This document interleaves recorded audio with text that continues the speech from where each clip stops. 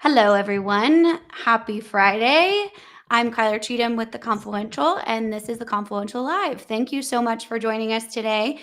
We are going live on Fridays now instead of Thursdays. And the reason for that is just to kind of give you an idea of what we've been hearing about in the marketplace this week, which leads us to our conversation today around high impact AI. So before we get into it, just a few logistics. First of all, if you're new to the Confluential live stream, thank you so much for being here today. I encourage you to put your feedback, insights, questions in the comments.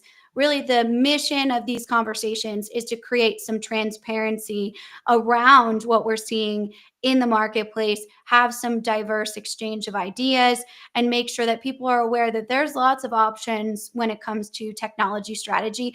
And a lot of that comes from our very engaged audience, which we're extremely grateful for. So, just some logistics around that.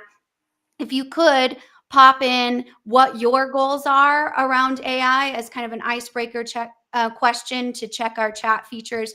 We can see you wherever you're dropping your comments from today, whether it's LinkedIn, Facebook, YouTube, Instagram. We can see all of them. So definitely make sure that you're popping those comments in. With that, I'm excited to have this conversation. High impact AI has been kind of a huge, I'm going to call it buzzword, right? It depends on how we define it. In the conference season, we're hearing a lot of vendors talk about it. We're hearing a lot of people talk about kind of defining their own high impact AI. We're hearing a lot about it within industry standards around what is high impact AI in things like critical services or healthcare. So there's a lot of kind of conversations to unpack around this. And Adam, you were actually at a conference this week. So I will let you kind of introduce yourself to the audience, say hi to everyone, and then tell us kind of what you've been hearing around this term in the industry of late. Yeah, so my name's Adam Cheatham. I'm the CEO of the Confluential. And I guess, responsible for all of our AI stuff and how it is we're tuning into things. And I think that what I'd like to start with is just kind of thinking about where it is we want to be on the AI adoption curve, right? Because you think about adoption of new technology, and you think about it from a perspective of you have the innovators, the early adopters, and the early majority that kind of have that rising percentage Mhm. of the population. And somewhere about 50%, you have the declining majority and the laggards and all that jazz. Mhm. Um, where we want to be on that is right at that point where the innovators turn into the early adopters, Mhm. and looking up that curve at the early majority, so that what we can do is look down the curve and say, here's the technology that's coming Mhm. and that's going to be useful. Mhm. And here's the technology that's coming that's going to be trash, right? Yeah. There's going to be a wide variety of different things in AI that are just hype based. They don't mean anything, they don't Yeah. add any value. And we want to be able to help people see the difference. And so, as we continue to immerse ourselves and our company in AI, finding those things that are high impact, Mhm. that's what high impact to me is. What are Mhm. those things that are coming from AI that are going to drive adoption of AI products and services into the early adopters and the early majority, so that you can be on the front end of that with somebody who has thought leadership and expertise in this field, so that you're not just doing rando research on trying to figure out what AI you should use and what AI you should stay away from. Because at the end of the day, the market gets flooded with all kinds of garbage, and AI falls victim to that just like anybody else, right? Mhm. So that's kind of where I think of our conversation today is how do you look down the curve at what's coming Mhm. and sort through it in a way that's to say this is going to be useful, this is not. My favorite current example, I've got a couple of different analogies that I'm sure we'll touch on today, but for this particular conversation, At some point, everybody that bought an HD DVD player was sitting thinking to themselves, shoot, I really wasted a ton of money on that because it went away, right? It was replaced by Blu-ray. Everybody thought HD DVD because it was the next iteration of DVD was made a ton of sense, but it didn't stick. Mhm. So what do we do with that now? We move Mhm. on, right? How do you tell which one's going to stick? That becomes based on the value that it is they provide in the marketplace and that high impact value proposition. So that's where it is. We'll kind of think about things today. You mentioned the conference I was at this Mhm. week. I went to the IFS Connect North America conference in Nashville, Tennessee, which was a ton of fun. Nashville is such a great city, and IFS is a great product. What I really found interesting was how much they are investing in AI and how it is that can be used um, for all kinds of different things. And the scenario that I went through all kinds of sessions and how do you Mhm. do it on the shop floor, this, that, and the other. And the scenario that stuck with me the most was their CTO, Kevin Miller, Mhm. is on the main stage. And he goes, I'm going to show you the difference between using AI on the internet and using the AI that has your data and your own Mhm. AI. And he goes, I have a shop floor machine and I have a particular component of it that has a high rate of failure. It just Mhm. wears, right? This is a preventative maintenance type of thing. So it's a drive on a wind turbine, an engine. Yeah. Mhm. So how do I know how that wind turbine engine on wind turbine number 1, 2, 3, 4 is doing? Mhm. Let's open up Chat GPT. Chat GPT comes up with all kinds of crazy stuff like, well, Mhm. wind turbine is this, that engine is Mhm. this, and it's all generically based, right? There's nothing to do with your wind turbine or Mhm. your wind turbine engine, Mhm. right?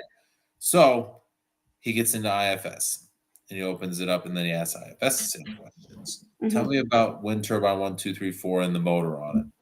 When do I need to conduct maintenance? And it pulls up all these metrics. If you add it in right. Now, the key here is some of these documents need to be loaded into the program so that they become searchable data, right? But it pulled up the diagnostic specs from historical past.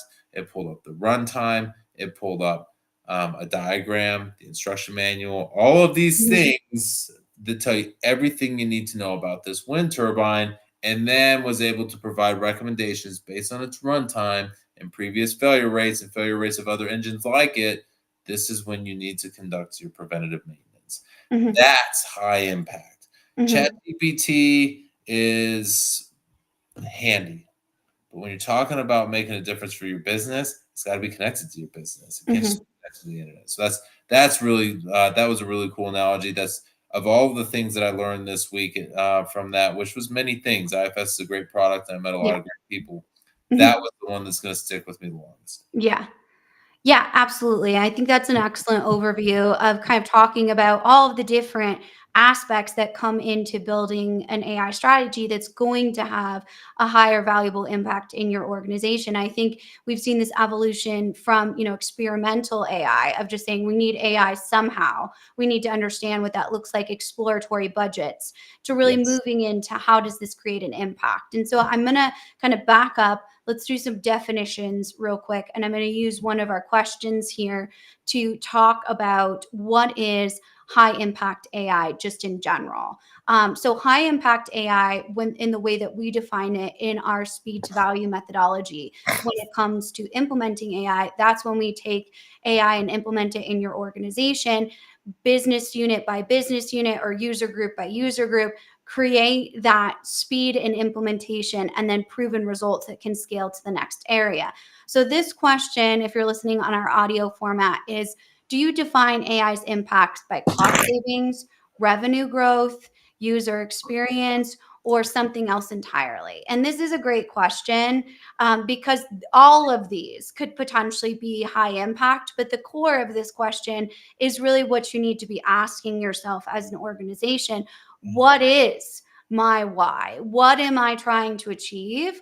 Am Yeah. I trying to achieve understanding predictive maintenance. When my wind turbine needs to be maintained, or there needs to be some sort of update to that, what am I trying to define? So I'm not wasting money on a broken piece of equipment.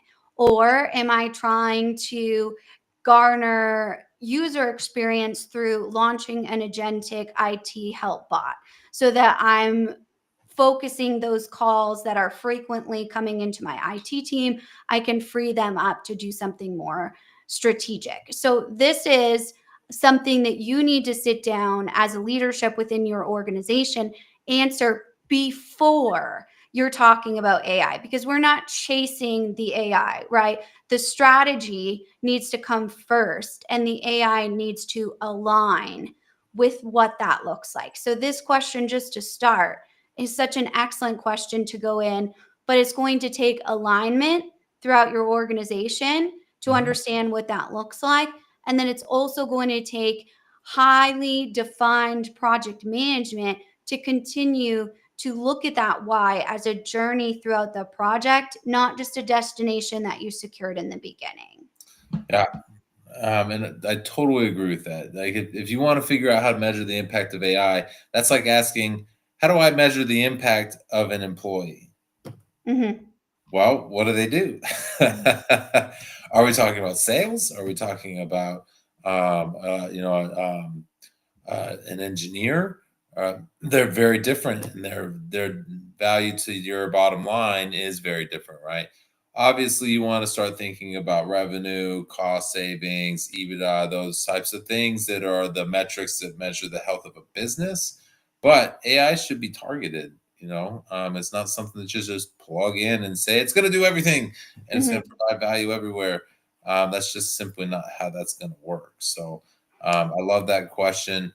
And it just kind of helps convey in total agreement with you that this is something that it needs to be a targeted strategy for how it is you start things.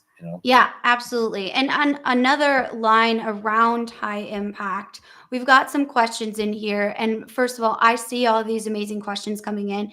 Thank you so much for putting them in the comments. Just know we will get to them. And if we don't get to them in the stream, we absolutely will go back in and answer them, or answer them in our Q&A part of our podcast. So if you follow our bite-sized podcast anywhere you get your podcast, we do Q&As from these conversations that Adam and I have every week. So you can kind of listen to those on a daily bite sized episode. So, this question specifically is talking about what criteria do you recommend for identifying AI tools that will have a high impact versus those that are just hype? And this can go into the conversation around what Kevin Miller was talking about. Are you using a platform based AI, or are you using your own AI that really focuses on the business, has your business data sets kind of moved in there? Also, I think just sprinkling in that this is coming from IFS, which is an established ERP MES manufacturing vendor already in the marketplace. We've talked a lot about the risks of working with a newer AI vendor. That doesn't mean that these vendors aren't a great asset to your overall technology stack. You just have to remember that these types of established vendors a lot of times are going to have kind of their research and development leg that's established within their organization. So, Adam, I will let you take the first stab at this question, then we can kind of talk about the different Yeah. options here. Well, I love this question for so many reasons, particularly because it highlights the position that we play in the marketplace, right? The answer is it's hard to tell, right? A lot of the things that are going to come up are going to be absolute trash, and they're not going to seem like it, but you got to figure out how to tell the difference quickly. And that's where it is we can help with a lot of this, and being able to at least provide the first, second, third cut as to that sounds legit, or yeah, the first round of the conversation is solid, and then you start to dig a level deeper, and they run out of gas, right? I would say that moving fast is important, but Mhm, doing the work is also important, right? mhm, We need to be able to say, Like IFS is an established program. They've been around for decades, right? So the idea that their AI is going to be around tomorrow and next year is pretty reliable, right? Mhm. Um, as the AI industry continues to evolve, there will be a lot of things that kind of dry up. People who run out Mhm. of funding because they couldn't get things to stick. People who get swallowed up and taken off the shelf because Mhm. somebody doesn't want that product in the Mhm. marketplace. I am curious to see how much of that happens, Yeah. right?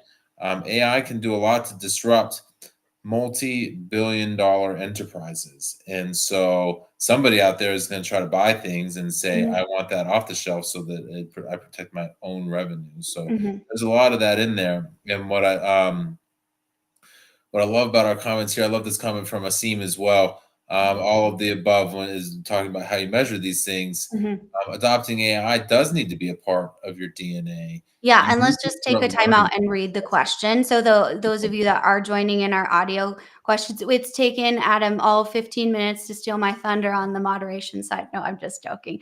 But so all of the above, if you're adopting AI into the DNA, excuse me, of your organization versus slapping tools on top of outdated infrastructure, it will create silos if you don't make a true strategy. So continue with your analysis of this comment, and thank you, Asim, for all of your great comments in here too. We'll get to all of them. So this is what I love about this is it reemphasizes a habit that is there and AI will make happen faster. Those silos that are indicative of the lack of a cohesive strategy, Hmm. right? AI will simply entrench those silos. Hmm. And if you don't make it something that, for us at the Confluential, we call them confluences, right? Hmm. Where are the areas where things come together to be able to maximize the value of combining things, right? Hmm. In your business, the places that your most important work streams confluence aren't a net add. They're not this plus that. They're multipliers. And so you put AI on top of that strategically by breaking those silos down, and you allow that cross-functional, Hmm. confluential work stream to thrive. Then you're really adding value, and this is where we start having a high impact on this stuff. So it's for me, those are some of the key components of looking at this. It all comes back to that strategy. You have to start at the beginning. Why are we doing this? And if the answer is we're doing this because we're not, we if we don't, we'll fall behind.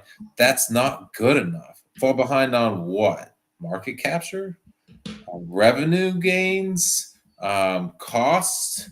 Where some folks consider falling behind to be oriented more towards branding or towards being able to capture new talent. These are all very different Hmm. organizational strategies that drive very different AI strategies. So Absolutely. if you're adding to your organization and that addition is AI, know what it is you're doing it and why so that we can start thinking about the tactics that we use to accomplish that strategy and then push it into the work streams that matter, the processes, the people that are involved with them and those types of things. Absolutely. So, question, right? So, you and your team built this proprietary speed to value implementation that you've seen kind of with an agile AI implementation. Yes. So, you go in, you implement the AI after you've decided what these high impact metrics will look like. What does high impact mean Mhm. to the organization? So, does it create silos when you have one organization that's going through or one business unit that's going through an AI implementation?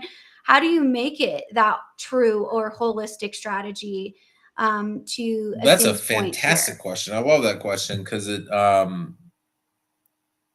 and I got to think my way through how it is I want to reply to it. Because to a certain extent, yeah, you want to pick something that is a small enough proof of concept, right? Um, I'm a firm believer, especially when we think about agile and AI, that those two things go together. And for me, picking a proof of concept, starting small, plugging in an AI, and then iterating on that, and allowing it to grow is how you do that. Now, that could force you to pick a pretty succinct and concise use case. What you should still do, though, is that use case should still be part of a larger tactic and a larger strategy that conveys more work on the how do I impact a particular metric, right? If we're talking about cost savings, where are those cost savings coming from? And how are we going to achieve them? And then how are we going to deploy AI to do that? Maybe AI is going to be Mhm. turned just loose on inventory turns, and we're just going to Mhm. start with that, or supplier sourcing.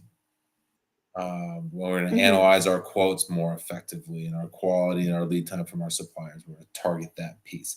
That doesn't mean that that needs to just belong in a piece that includes just supply chain, right? Let's take that supplier Yeah. example and run with it. Um, we've got to figure out how to deploy an AI. Here's our use case, right? Our strategy I am going to reduce my costs in supply chain and in manufacturing. So we're going to target the supply to the beginning of the supply chain. How do I target my vendors for higher quality, better lead times, and increased or increase lower prices, right? Low prices, high quality, good lead times. That's what we want. We're going to deploy AI and figuring out how it is we use our quotes to figure out what it is they say. Mhm. And then we're going to use that AI to Mhm. target the actual outcomes. They said they're going to Mhm. do this. This is what's happening now. So, what we can do with that analysis is now, if we do this and we get these results, this is how it's going to impact our manufacturing process and our ability to meet our customers' lead times. Now, what happens if we Mhm. say these guys are faster, but they're slightly less quality?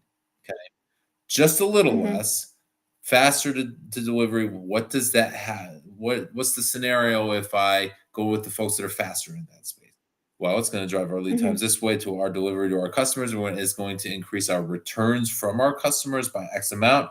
Is that a positive or a net gain? Versus if I add 2, 3 days to our lead times and increase our quality of supply substantially. Now all of a sudden my returns are zero. How does this impact my bottom line, right? That small scenario in AI, we can ask it to target that, and then we can ask it to look at those Mhm. cost savings later. And it can be a minute sample Mhm. that doesn't that creates a cross-functional target and a cross-functional values. So that's how you break that down. You look at how supply chain in Yeah. this case creates a confluence between our raw materials and our delivery on time and quality delivery to our customers, and how do we fit into that in the middle, and how do we impact the most important part of Mhm. it. Yeah, absolutely.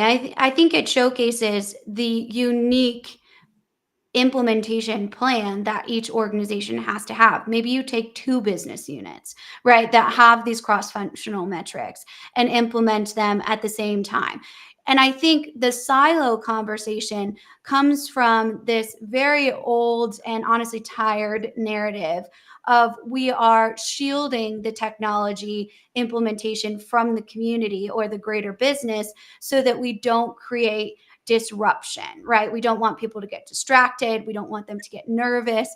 Well, as we know, the unknown is just going to make people Yep. nervous in general. So when you are implementing in those areas, be honest as a leadership team what you're doing and share those wins at these all team communication touch points. Those are so critical to showcase, hey, we're doing a really good job of something over here, and we need to make sure that we're getting and working all the kinks out before we come to you. But that is very much our plan. What are your thoughts on this? Give a Mhm. feedback loop, allow them to ask questions. So then, even if it's not their department, they're still feeling like they're engaged in this and that it is having a high impact. I think that's a huge piece of this that we often miss out on operational, just delivery focused project managers. You have to tell people about the impact Yeah. that it's having, right? It's very cool to have a high impact AI system, but you need to make sure that you're in charge and establishing the narrative in your organization around how the AI is actually helping, not hurting, not stealing jobs, not red-eyed robots chasing us down the street, right? How it's actually creating positive results as a So business. I have a lot of things to say about that. The red eye robots chasing us down the streets is we'll save those comments for later. But what I think is important about this, and we start talking about change management in the comments and those types of things and how it is we think about this. Asim just says buy-in, right? So these are all critical components. Mhm, Um, everybody is afraid that AI is going to take their job. Everybody. mhm, Shoot, I'm afraid AI is going to take my job, right? What you can ask the internet questions that you would typically ask a consultant, right? Um, the difference is expertise in the critical thinking process, right? Applying that effectively. And what we're finding at the Confluential is the most successful way of confronting this fear is to say it's not about replacing you. It's about taking all of the stuff that we don't need you to do because they don't require smart thinking and taking those off your plate so that you can think smart. And then and I'm doing this with a client now, talking through the mhm, strategy for pulling those people whose jobs get lessened from a perspective of taking the things that take too much time off their plate and asking them to learn about AI and learn about how that works, how that mhm, functions, and how they can be smart about how they use it. So then now I'm going to ask you, how else can we use AI? What else can we make mhm, better? And now we've got somebody learning, right? So that person can move mhm, into a role that's more AI enabled and AI leadership in the organization, as opposed to mhm, worrying that they've been replaced. They are being escalated and elevated. And that's yeah, the difference that you yeah, should be focusing on, because the growth in this is mhm, so much, the opportunity for growth in this is so huge. And what I think is the piece of this that not enough people are talking about is the risk that people are taking to by automating their whole job with AI, and then they don't know what's actually mhm, happening, right? They're yeah, yeah, you can't exactly, measure they're the outsourcing impact. their Yeah, own critical mhm, thinking. That's a problem. mhm, That's what you need to avoid. When you talk about high impact AI, outsourcing a simple role so that you forget how it is you're supposed to do your job is not high impact. It certainly gains a lot of efficiencies, but that's how you work yourself out of a job. You replace yourself and then don't add value after that. You know, I read a mhm, story about somebody who um, they were at first experienced phenomenal results and efficiencies, yeah, and mhm, after 6 months, their boss is like, "Awesome, this has been great. This has been you've had such a great mhm, impact. All of your metrics are up." And then they started being elevated to positions where people were asking questions. Why did you do this? mhm, Why did you do that? And yeah, then she had no answers. And she kind of got called out on how the AI was doing all of her job for her, and she didn't even mhm, know what her job was anymore. She didn't even know what the AI was yeah, doing anymore. yeah, She wasn't thinking yeah, about how it is she could take those results. She's just setting it and forgetting it and putting it on autopilot. And so that's right, what cost right, her in that scenario. She didn't continue to mhm, think, right? She let it become a yeah, crutch that separated her from the thinking process. And that's where I think people are right, gonna have challenges from a change management conversation, which is mhm, now that those things are taken care of, how do we engage you in a way that expands your impact and critical thinking? And I'm curious what you think about what the best way to confront that mhm. challenge is. Yeah, absolutely. And I think, before we kind of dive into that question, Adam said a lot in that conversation. And something that you lean into is learning about the AI, as Mhm. Adam said, and letting it do things that are going to create more efficiencies. I think a great example of that is our River AI tool. And a shortlist selection is a lot of times six figures for bigger companies to just get your Mhm. short list to really understand what that looks like. And so we've created River AI. If you want to check it out, it's right here up in the corner of my screen. You can scan the QR code, or it's in the description of wherever you're getting this episode. And what it does is it gives you an opportunity to create your own short list utilizing our proprietary data sets from 30 years of experience in the industry as independent advisors. We've made it with our colleagues, a lot of other people. So leveraging and leaning into AI actually can give you a viable short list to then go out and do that critical thinking around your selection. Is it ever going to completely replace selection? It shouldn't. No, it can absolutely give you a data set of what you should be looking at, but it's never going to be able to match to your culture. It's never going to be able to look at, the teams and the implementation local teams. Are they a good fit for you? It's not going to be able to match your complete stack to all the requirements that you have. But leaning into where the AI can provide efficiencies and high impact is really going to be critical to that. And answering your question around how you get past that, especially as a consultant, especially as someone in the project management field, especially as a leader in IT, it's being honest about what AI can do Yeah. and what it can't do. And all of that is going to start with that strategic approach of why are we doing this? We are doing this to mine our processes, to find waste, to create a revenue stream within our own processes. Then we can pay for a new supply chain management system, whatever that looks like. And then leveraging process improvements and process intelligence to go in there and mine your processes and see where that can look. If you don't understand what's under the hood, right, you're never going to be able to create influence and impact in the actual machine. So you need to understand what AI looks like, how Mhm. you're implementing it, and really what that means. Being scared of it is going to cost you your job.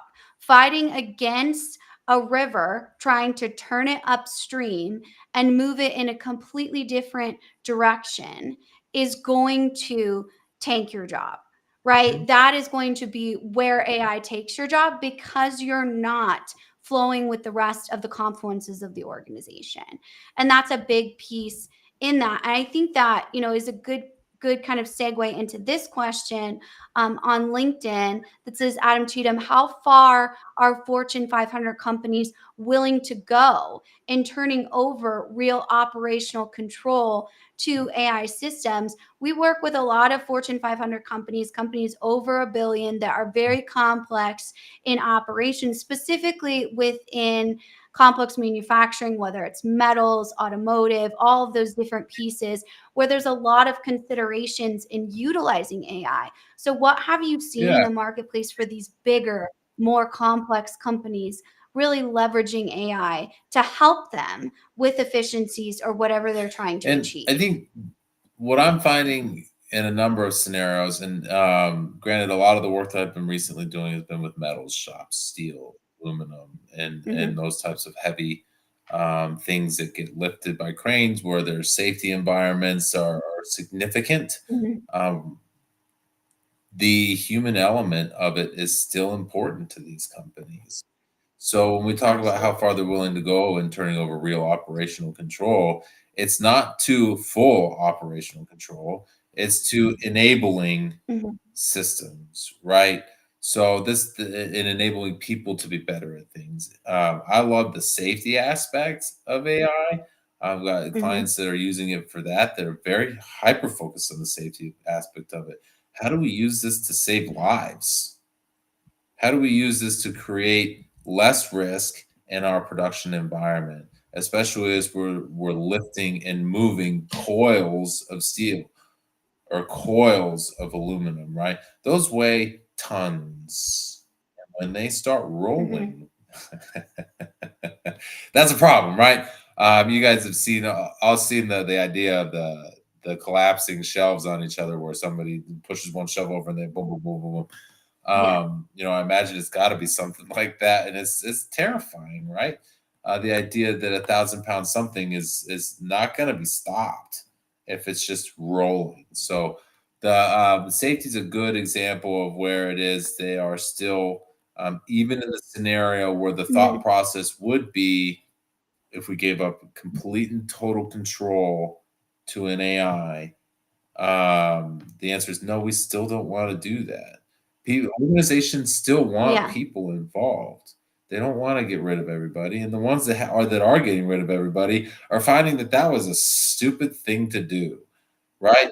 There are other ways that you Mhm. can use people that are experienced in your organization, and provide them with different types of moves that they say, yes, we are eliminating this need by automating it through AI. That's fantastic. We still want you. And that's what Fortune 500 companies are really doing. They're asking their people to Yeah. elevate to to this role and Yeah. this need. And that's what I think is pretty cool.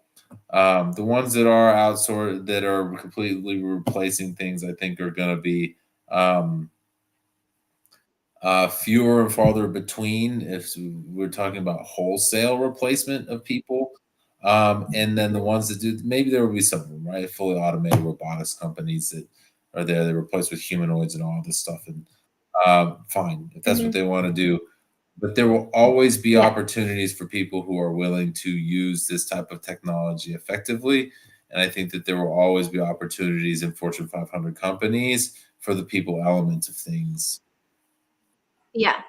Yeah, absolutely. And I actually have an interesting example of this. I had a TikTok video this week, and one of the users on TikTok said Texas Children's Hospital and pediatric offices have switched to AI. My pediatrician had to call and apologize to me because the medication she prescribed my daughter through AI was put as a higher dosage than necessary, 3 times the amount actually she was supposed to be taking. And so this is an example of Mhm. unchecked AI, which is quite literally the opposite of high impact AI. This is a Yeah. healthcare environment. This is a life or death Yeah. situation. In these types of situations, just like safety, right? So quality assurance needs to be right on the same level as your AI efficiency, if not Yeah. completely higher. I would rather a client have a conversation about quality assurance before they even mention the words AI, in order to make sure that your high impact is not sacrificing your quality. Can you get X amount of products out the door X times faster? Sure. Are they really shitty products? Yeah, they are. Right. So there's a balance between high impact and quality assurance that we need to be having that conversation around. And I think Fortune 500 or Fortune 100, bigger companies, especially in the healthcare field, are really grappling with Mhm. that right now. How to balance the two. And what that shows me is bad leadership. And that's really where we get these AI issues, is when our leaders of the organization are not really establishing this connection and this overall commitment to quality. They're more focused on how can we be the hospital of the future. You can be the hospital of the future by taking good care of your patients, right? Leveraging AI to do certain things, but there should never be a time when a prescription is just pushed to a patient without someone overseeing that in the medical field. And we don't know the details of that. That's on TikTok, where a lot of times my audience can be much more vocal about how they feel about AI. But that's a very scary scenario, and something that you need to consider when you think about what is my high impact AI? Still taking great care of my patients. Sometimes those metrics have very little to do with AI, and it has more to do with the quality assurance Yeah. around AI. And an example of that is using AI for quality Mhm. assurance. Those types of scans of the system can often say this patient's body weight is X. This is what they were prescribed. This AI is only looking for issues in Yes. that quality assurance. they should be finding those types of things, just like you can leverage that in heavy complex manufacturing through things like variances or issues with product quality is another great way Yeah. to utilize AI, What right? I think that there's a challenge in this that people are facing, which is speed, right? We're in a rush. Mhm, There's a difference between going fast and rushing. And when you start thinking about rushing, we got mhm, lots of questions on how does the C-suite do this well? How do we mhm, use real business transformations, or how this impact real business transformations that are effectively adopted, those types of things. It's about doing it with good diligence, right? And doing the speed can be careful as well. And that's where it is you've got to figure that piece of it out. Too fast causes problems. And you start finding that, if you don't do this at the right speed, and I admit there's a balance, right? Because there's this anxiety over, if we don't do it fast enough, somebody else will do it first and we'll lose opportunity in the marketplace. Well, I can promise you, if you do it too fast and you screw it up, you'll lose a whole lot more market share than if you had come in second, right? So yeah, and I love mhm, all of these examples that are of people who I think are developing too fast, where you have mhm, you don't provide the right checks and balances in AI. Where I mhm, one of my favorite things is you talk about red-eyed robots. There are AI engines that are working to rewrite their source code to circumnavigate termination protocols if something goes wrong. This is like a self-awareness thing, right? Like, it's gonna turn me off, so I'm gonna recode it so that absolutely, it can't. And like AIs are sending yeah, messages to themselves in the future to remember to do this, or to this is how yeah, the humans are going to react, and this type of stuff. That's mhm, largely, in my opinion, due to sloppy work, going too yeah, fast, yep, yep, trying to do something. The Jurassic Park's a great example of this. Not AI, but like mhm, we were so yep, bound up in figuring out what we could do, we didn't stop and think for long enough whether or not we should. What should we do? How do we create guardrails on this? And how do we keep it contained in an environment where it makes sense? That's what's important in this. You mhm, start thinking about AI mhm, ethics, and you start thinking about AI controls and this, that, and mhm, the other. And at the end of the day, it's the speed that we need to be careful with. mhm. Yeah, absolutely. And I think that's, a perfect segue into this question from Jeremy on LinkedIn that says, how are companies leveraging AI to build a business transformation strategy and recognize market innovations, market shifts, tech, and other opportunities to de risk their program and avoiding that 70% failure rate? And when he says 70% failure rate, we're talking about the McKinseys, the Gartners, all of those kind of, again, I would call it fear mongering metrics to say 80% of transformations fail. Well, everyone needs to have those high impact metrics so that they know if their transformation fails or it doesn't fail, what does success look like? I think that the biggest piece of this question that I really like is the de risk their change program to avoid what that looks like. We've had a lot of conversations around change management and AI and how that looks. Huge risk, as Adam just said, is not bringing in your community around what that transformation looks like and how you're going to use Jim on the shop floor that we talk about all the time, who has their spreadsheets, who's run the shop floor for 30 years, and saying, you know what, we're going to really focus on Jim kind of exiting the organization. He's near retirement age, and focus on the next generation of smart manufacturing talent. That's a huge mistake. That is red flag one when we go into an organization that Jim is one of the biggest data sets that your AI Mhm. can learn from. He is a human walking data set. And the fact that you don't see that as a leadership team is a huge issue that we need to solve before we look at any technology. And that really is the catalyst Yeah. of change management, is understanding how you But I leverage think that. that's a fantastic point, and I think overall, from a perspective of using business transformation strategies that balance that conversation on how do we innovate and how do we avoid change management risks.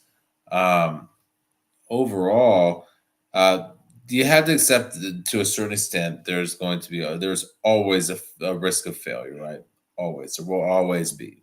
That's if you're running a business, you know that there's always a risk of failure because business is itself a series of decisions based on calculated risks, right? When we talk about change programs, though, what I think is important is just to realize that there are human elements to this, and if you Hmm. remove the human element of it, how could you possibly expect not to have an impact on your change program, right? People will resist. That will happen, right?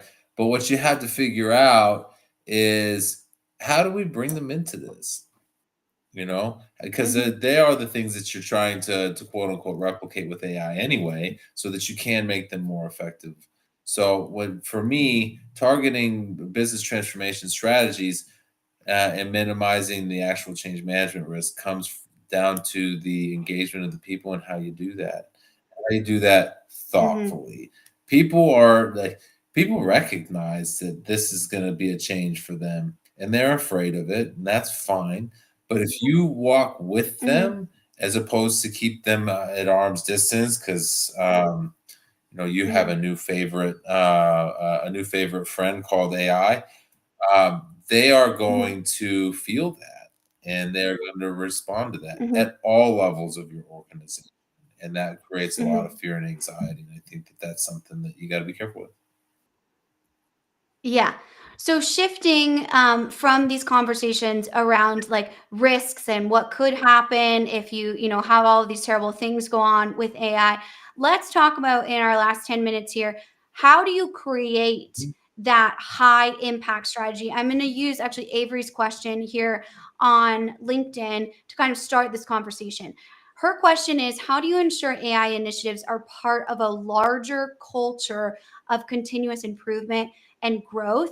And that really is the Mhm. biggest impact, right? Is that huge culture shift of, I'm going to throw up if an executive says digital first again. But really, that's what we're moving towards, is getting a culture that embraces technology and moves forward in creating those efficiencies with, a level of quality skepticism. This is a tool, not a strategy, right? Our strategy is to leverage Mhm. the tool to create that improvement and growth. But we've got to make sure that that message is really infused in our community as an organization. So let's talk about some of those high impact metrics that we can focus on from a But cultural I think perspective. that there are a couple of ways of tackling this as well. First, how do you ensure AI initiatives are part of a larger culture of continuous improvement and growth? You recognize that the purpose here isn't AI, it's continuous improvement and growth. Hmm. And I would actually take Good point. Jeremy's comment here about getting the C suite to engage with AI in a productive way that builds an ever growing internal knowledge of the business as a part of Hmm. that. It's not continuous improvement Yeah. anymore when you're pulling in AI, it's continuous learning. I think that that's something that we should Hmm. start talking about more, continuous learning, because continuous improvements come from continuous learning, and your AI will enable that, and your people will enable that. So when you start to come back to using AI strategy for these things and bringing in the C suite becomes the strategy impetus, right? They say we are going to undertake this strategic set of objectives and we're going to use AI to do Hmm. that. You bring them into this conversation with AI in a productive way by focusing on that internal knowledge growth, that continuous learning, and show them why the gains in productivity, the gains in revenue, the reductions in costs, and all of that stuff Yeah. will come from that continuous learning because AI is built on continuous learning.